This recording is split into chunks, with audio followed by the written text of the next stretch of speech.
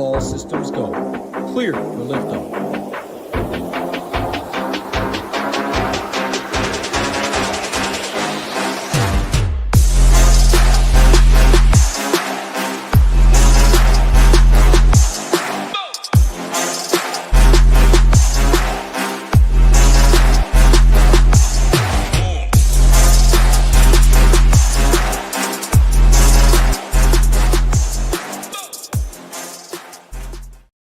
What is going on, everyone? This is Sheets, and we're going to be recapping what happened in Week 15 of the NFL season with respect to survivor pools.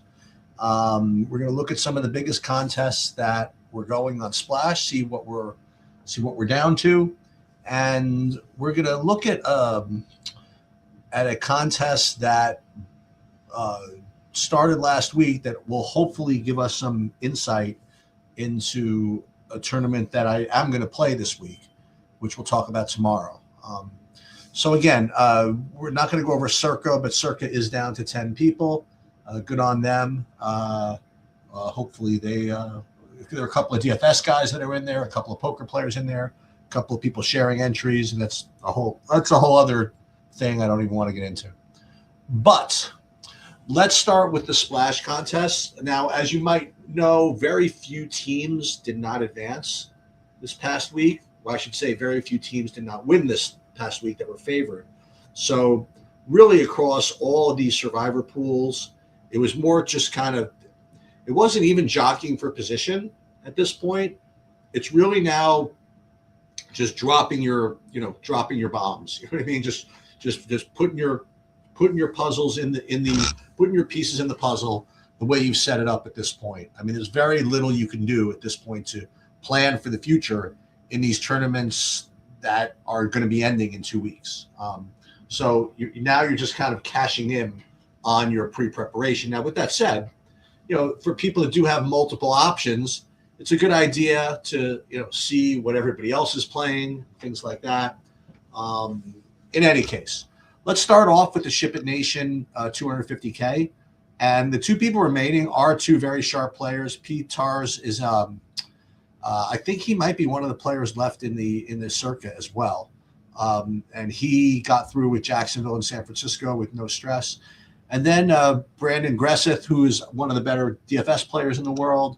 He maxed this thing out, and it's coming back to really suit him. He got through with Jacksonville and then Pittsburgh last night.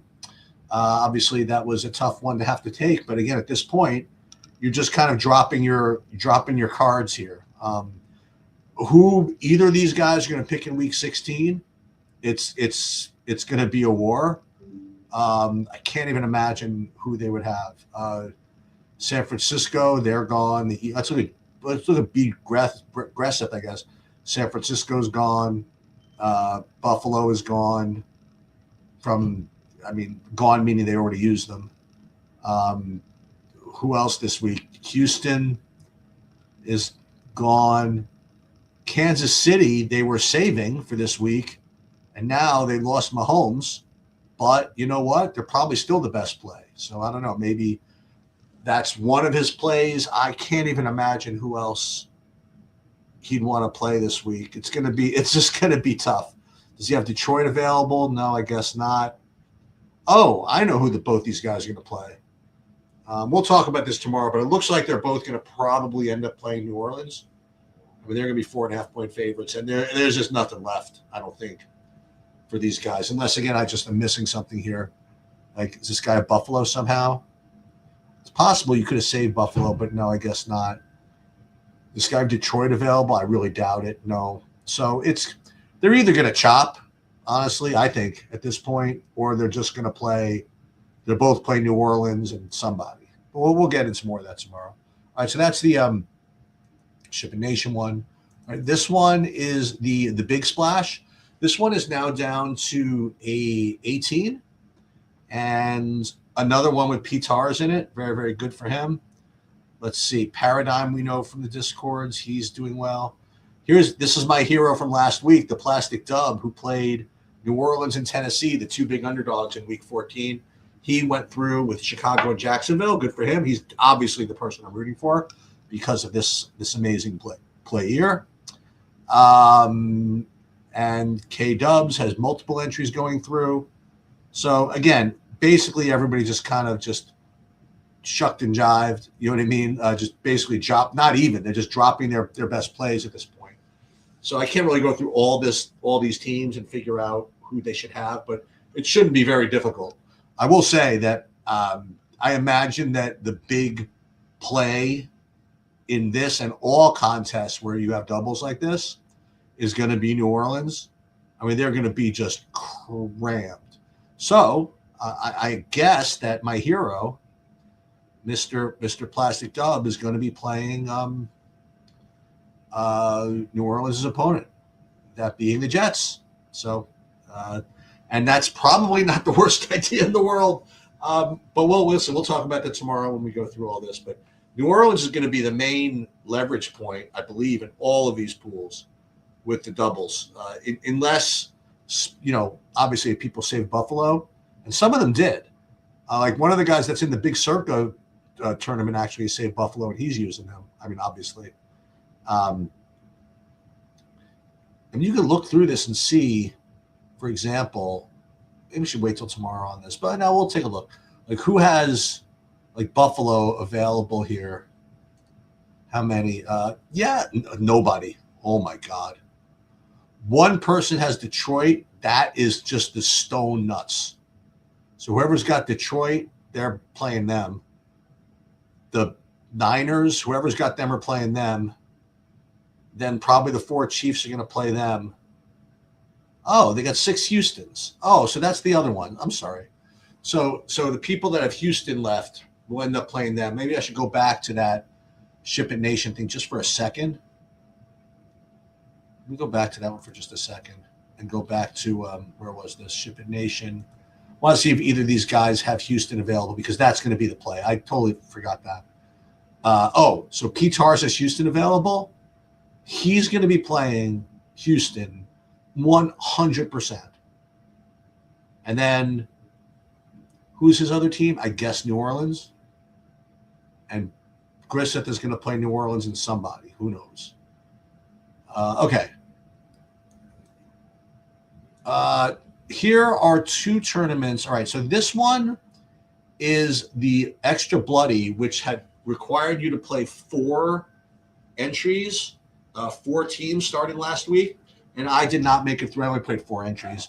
But what I want to do, I want to show you what the breakdown was as far as the ownerships. It's a little bit interesting. I just want to see. So teams like the Niners and the Seahawks, they were 60%. Like the teams that I played, I thought my plays were really good. They ended up losing, but I thought the Giants were a really good play. I thought Carolina was a really good play. I thought that's what we were supposed to do, or play these guys, but nobody did. Everybody just took the biggest favorites. And so to me, I mean, that sets up for, again, if you want to play these extra bloody things where you have to play 3, 4, 5 teams, you could play it this week. Or again, it's just good lessons for future tournaments like this, that people really are just jamming the highest favorites in these types of tournaments. And I don't think that's correct. All right, let's look at the other one, which was now this is the Extra Bloody that required only three selections. This one's down to 89. I just want to again see what people took. Again, I mean, it's really just the top rated teams. Okay, so I think that if you want to get ahead of the field on these things, you can be pretty aggressive and really get paid off. And we're going to talk about that. Maybe it doesn't apply as much this time because there are only 3 weeks left, so it's 5 and 5 and 5. You want to play that tournament, but I think it's worth going through these to learn from them. And then there's this tournament, which is really interesting. This is the one that I talked about last week, and I am playing this. What this is it's a nice hybrid of single picks, double picks, and playoffs. So what this one required us to do is make one pick every week for the rest of the season, and then with one kind of caveat, similar to Circa, you have to make one pick of the 3 Christmas games, that being Detroit, Minnesota, Washington, Dallas, and now the unfortunate Kansas City against Denver. And then when you get to the playoffs, you have to pick one team in each of the rounds, wild card round, divisional round, and championship round, and the Super Bowl. And what that does is it requires you not only to save teams that you think are going to be in the playoffs, but then once you get into the playoffs, you have to make sure the brackets work out so you don't end up getting blocked out of making any picks. So it's a very, very difficult contest, which we've kind of taken on here. And I advanced with 2 entries here. I played the Bears in one, and I played the Ravens in the other. And we're going to see how those develop. To look at the ownership, by the way, of a tournament like that, again, we're going to take a look. And that one, again, everybody just took the biggest favorites. I mean, the Bears I knew were going to be somewhat popular, but, I mean, this is kind of crazy. The Jaguars are so useful in Week 18, not to mention that they have a pretty decent seed going into the playoffs. I wouldn't have done this. So I really like my other ideas here. I thought the Bucs were okay. Again, I thought the Giants were a really good play. I thought the Panthers were like almost elite. Actually, I thought the Giants were like an extraordinarily good play. They just lost. That's the way it goes. So anyway, I thought Pittsburgh was a good play. All right, the last one that I want to look at, it's got to be somewhere. Let me go back to those. Where did those go? The other one was this, another one, kind of like a what was I going to say? Kind of a hybrid playoff one where last week you had to pick 2 teams. And then you have to take 2 teams in Week 16, 2 teams in Week 17, 2 teams in Week 18, and then 2 teams in the wild card round, and then 1-1-1. Going to be very difficult to navigate through that. I played Baltimore and Pittsburgh together. They both won, which is good, because the good thing is only one of them is going to make the playoffs. Okay, and they're going to be a 4 seed. So. And then I am already planning on playing these teams tomorrow, but there's actually one I might consider instead of New Orleans, or maybe even Houston, which we'll talk about tomorrow. And that's pretty much it. I mean, we are, again, this is all a big learning process, and each week we learn a little more about how people behave, because the tool that we have that predicts ownership, it's not useful right now.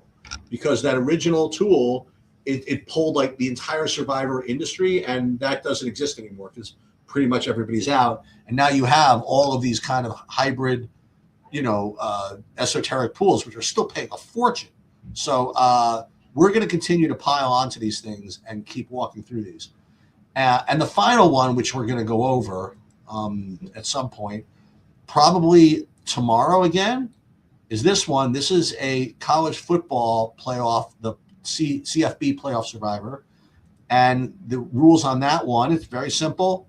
Double picks in the first round and in the quarterfinals. And you just have to map this out. You only use each team once, and you have to get through this entire bracket. Going to be very difficult to do. And we're gonna do our best.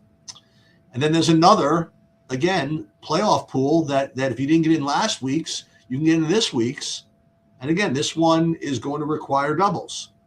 Doubles pretty much the first couple of last 3 weeks of the season, followed by wild card round, and we're going to attack that tomorrow. So lots to learn, a lot of money to be made. And we are going to try to get as much of it as possible. That is going to do it, I think, with the exception of this against the spread pool thing, which we can talk about also. So there is a lot of stuff to talk about tomorrow, and I hope that all your premium members show up, and I will see you then. Good luck, everybody.